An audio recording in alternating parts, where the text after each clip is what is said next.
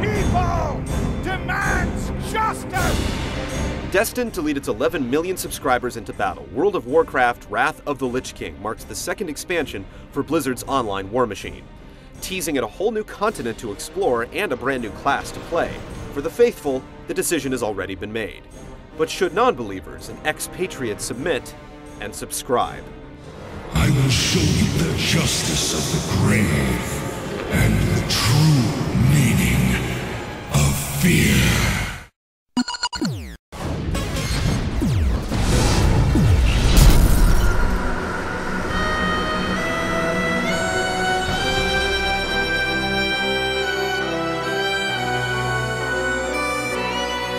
With the level cap raised and the masts hoisted for travel, it's au revoir to Outland and hello to Northrend, the icebound bastion of Warcraft 3's hero gone bad, Arthas. 10 new zones of world content await, glittered with new quests to be completed, instances to plunder, and a new profession, inscription, to master. Unlike Burning Crusade, the carrot at the end of the stick is a bit more tangible this time around. Progressing through each zone unravels discernible plot arcs that deal with the immediate threat of the Fallen Prince and his vast Scourge army, drawing on an interesting mix of narrative and quest design to keep the spirit of the hunt strong. One of the ways that Lich King accomplishes that is through the new phasing mechanic, which gives players an instanced account of pivotal story moments involving the bigwigs of the Warcraft universe. The payoff for these uniquely scripted events are admittedly more gratifying for lore buffs, but even casual fans are sure to appreciate the heightened level of immersion and quest variety. The much-anticipated vehicular combat and destructible buildings make their respective appearances in the game's 2 new player-versus-player scenarios.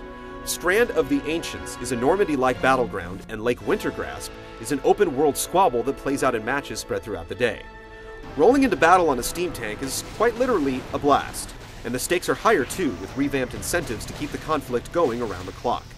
If you still prefer PvP without wheels, the 2 new arenas provide some stiff new grounds for combat, with moving platforms and gushing water jets to keep players on their toes. Outside of the new vehicle, PvP, and story elements, World of Warcraft's various standbys remain in fine fighting shape, bolstered by a slew of new content and tweaks to streamline the experience.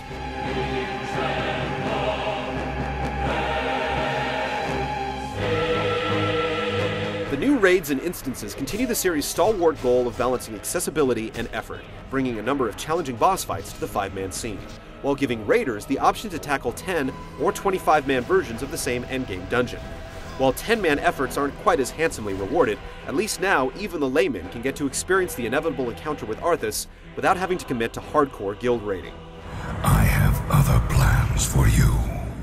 You will serve me better within Utgard Pinnacle. And though introduced before the release of the expansion, the newly implemented achievement pane neatly collects personal progress, records, and stats into one convenient place. With enough moxie for medals, even grizzled war veterans will find reason to step back into old content to fill in those last uncompleted achievements. There's quite a bit of content to wade through in the long snowy trek to level 80, and it's a carefully constructed experience from the moment you set upon Northrend's shores. If there is a shortcoming, it's that nearly all of Lich King's content caters specifically for characters of level 55 and over. It's not as great a launching pad as Burning Crusade, but longtime WoW heads won't have a problem jumping right in.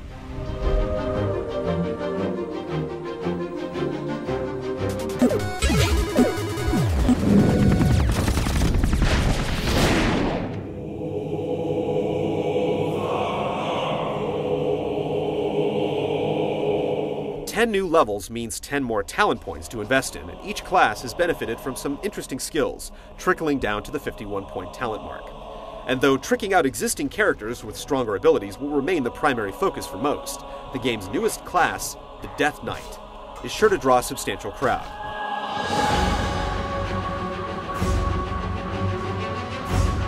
Played like a mix between a warrior, rogue, warlock, and paladin, the Death Knight easily earns its cred as a hero class with its vast list of options. But with the power comes a price. Players can only dip into the dark side if they have a pre-existing character over level 55. And even at that, only one Death Knight can be made per server. But once the threshold has been lifted, players will find a unique new class that, despite sharing a handful of influences from other classes, has an entirely different vibe of its own. For one, constituents like mana and rage find their way as runes to power the Death Knight's moveset, which includes the nefarious Death Grip, a range-pulling maneuver that makes use of WoW's newest addition to combat physics. Other class-defining features include the ability to tank with a two-hander, ghoulish pet minions, stat-altering presences, and the solo-friendly ability to heal yourself through vampiric strikes. Thus far, the Death Knight has proven to be a powerful ally and adversary in combat, finding comfortable niches to fill in PvE and PvP alike. Though it remains to be seen what will become of the class once balancing kicks in, its core mechanics are sound, its playstyle is solid, and for all of its complexity, it's genuinely fun to play. Like most of Lich King's content, the Death Knight is mostly a big kids-only perk, but given the numerous changes to accommodate for faster leveling, pretty much all players who want a Death Knight will eventually have one. The Death Knight is a worthy centerpiece for the expansion.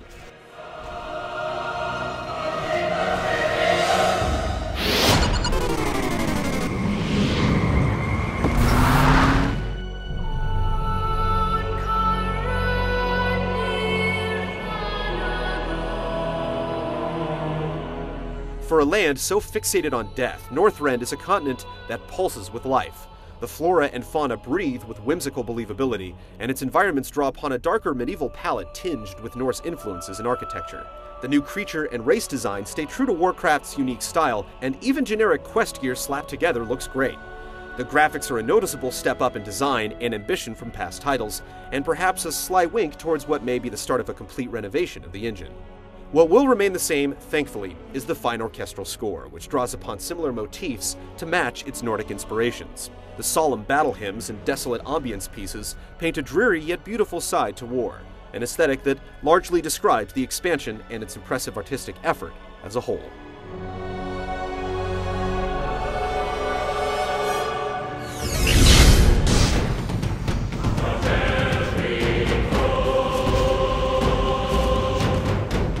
World of Warcraft Wrath of the Lich King delivers an expansion that's nothing short of high quality.